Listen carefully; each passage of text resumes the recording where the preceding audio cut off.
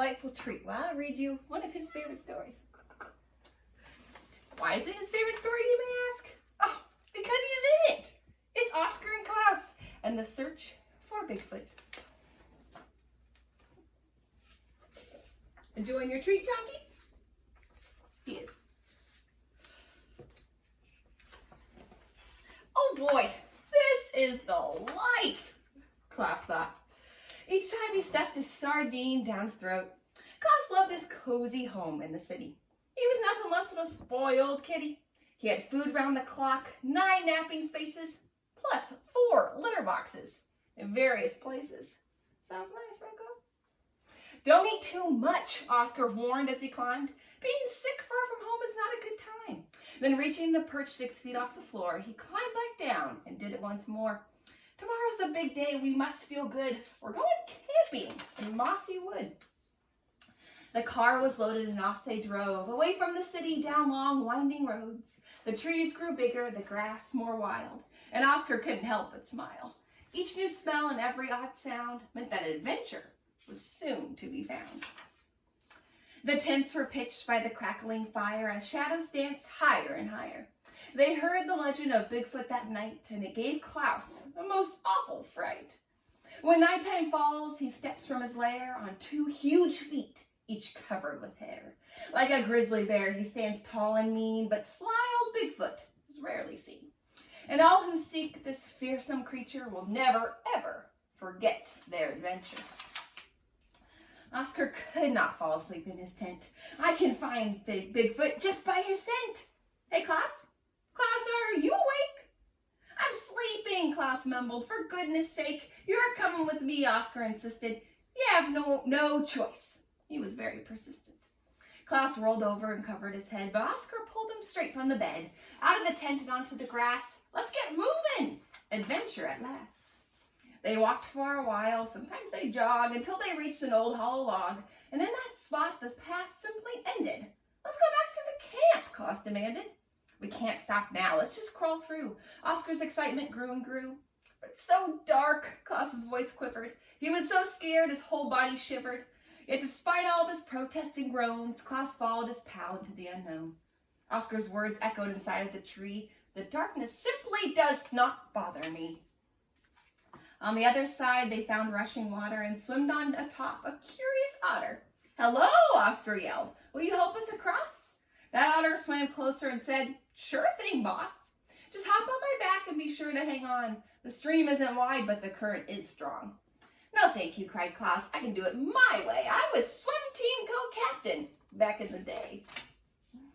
Now I remember when I quit the team, a wet Klaus shivered in the silver moonbeam. Perched high on the branch sat a serious owl, her big eyes squinting, back bent in a scowl.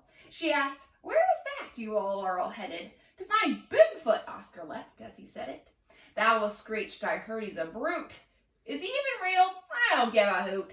Oscar replied, Why not join our quest? It can be good for you to come out of your nest. The owl agreed and fluffed her gray feathers, and the 4 made a pact to stick close together. The owl flew high to find a clear path. The others ran. Klaus was soon out of breath. A murky haze closed in from each side, and Oscar's nose was there only to guide.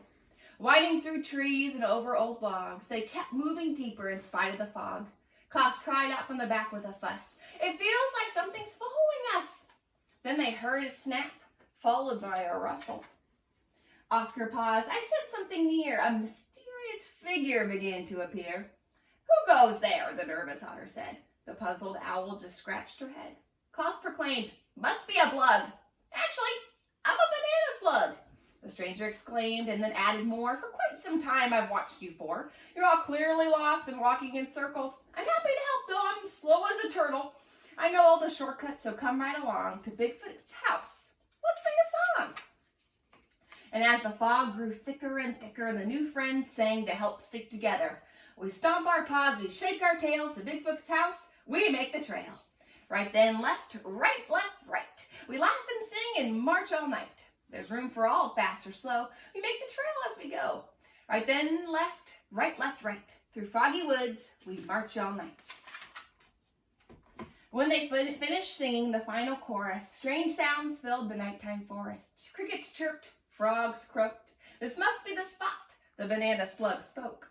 That's when Klaus really lost his cool. What have I done? I've been such a fool to believe that Bigfoot could truly exist, and now we're lost in this forest mist. I wish I was back at our warm, safe camp with my sleeping bag and handy lamp, and the yummy snacks that I love so much, and human hands, I miss their touch. The worst part, no one's petting me. Klaus rubbed up on a big, hairy tree. Can we get a zoom in on what's Klaus doing right now? You enjoyed the story, Klaus? Maybe. All right, let's get back to it. We'll leave Klaus some privacy. Achoo! A sneeze thundered forth from a huge mouth and nose. Bigfoot cleared the fog. The 5 friends just froze. Pardon me, Bigfoot sniffled. He felt kind of silly. I'm allergic to cats, he said, picking a lily. His soothing, kind voice put the whole gang at ease as the smell of baked goodies blew in on the breeze. Won't you all join me in my humble home? No one ever visits, I'm always alone. Just follow me, it's not far at all. I live right behind that blue waterfall.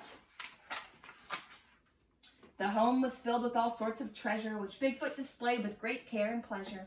Framed pictures, glass bottles, and an old cookie tin, jazz recorded collection, and recycling bin. Growl, Klaus's belly made the old owl jump back. Bigfoot chimed in, shall we have a small snack? Try my seasoned pine nuts, gooseberry popovers, and mushroom sliders garnished with clovers. And the whistling kettle you hear and see is filled with delicious nettle tea. They ate by the bushel, they drank by the gallon, all were amazed by Bigfoot's talent. He was hairy, tall, and rare indeed, and a generous soul, they all agreed.